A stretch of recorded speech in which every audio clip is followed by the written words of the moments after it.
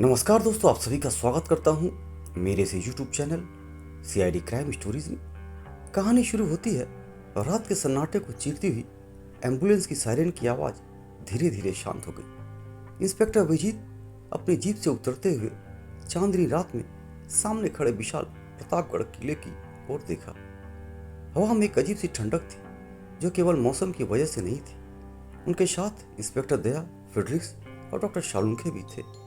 पिछले कुछ दिनों से इस किले में अजीबोगरीब घटनाएं हो रही थी। रात को रोने की आवाजें, परछाइयां दिखना और यहाँ तक कि किले में प्रवेश करने की कोशिश करने वाले कुछ स्थानीय लोगों का रहस्यमय ढंग से गायब हो जाना। पुलिस को आखिरकार सीआईडी को बुलाना पड़ा। सर, स्थानीय लोगों का कहना है कि यह किला शापित है। सब इंस्पेक्टर फ्रेडरिक्स ने थोड़ी घबराहट के साथ कहा। शापित है या नहीं, यह तो हमारी जांच बताएगी फ्रेडरिक्स, अभिजीत ने दृढ़ता से कहा। सीआईडी की टीम ने किले के मुख्य द्वार से प्रवेश किया जो जंग लगी जंजीरों से बंधा था। अंदर घुसते ही उन्हें एक अजीब सी गंध महसूस हुई। पुरानी मिट्टी, नमी, कुछ ऐसा जो वे पहचान नहीं पा रहे थे। गलियारे अंधेरे और धूल भरे थे। हर कदम पर उनकी आवाजें गूंज रही थी। वे धीरे धीरे आगे बढ़े, हर कमरे की तलाशी लेते हुए।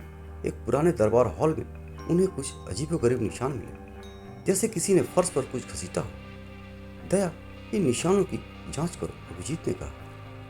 तभी पास के कमरे से एक चीख की पतली आवाज आई। सीआईडी की टीम तुरंत उस ओर भागी। कमरा पूरी तरह से खाली था, लेकिन खिड़की के पास एक ताजा खून का धब्बा दिखा। आगे बढ़ते हुए वे एक भूमिगत तहखाने में पहुंचे।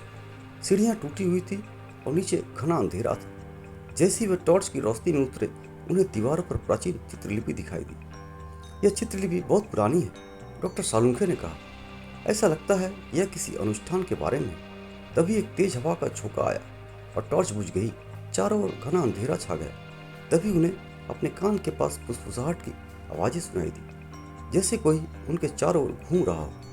फ्रेडरिक्स ने डर कर चीख मारी। शांत हो जाओ फ्रेडरिक्स, अभिजीत ने तेज आवाज में कहा।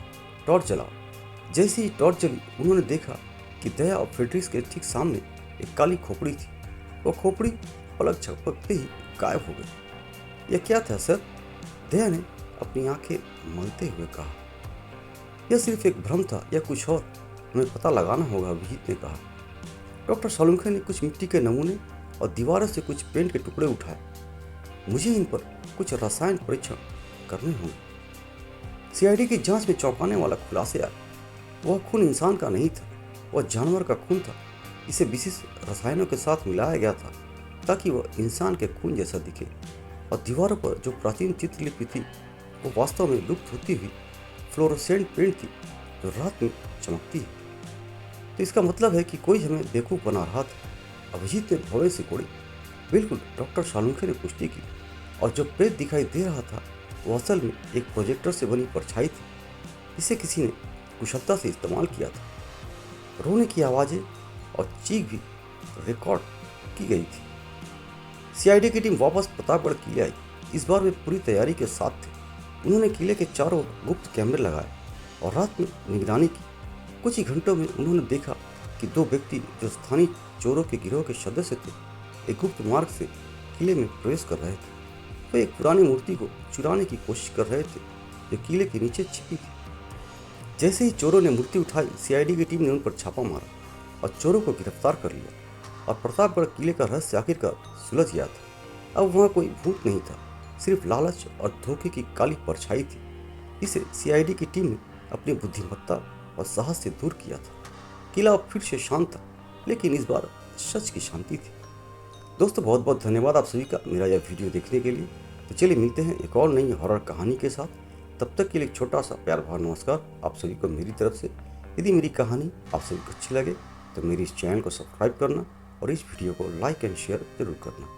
कहानी आप सभी को कैसी लगी कमेंट बॉक्स में जाकर जरूर से जरूर कमेंट करना।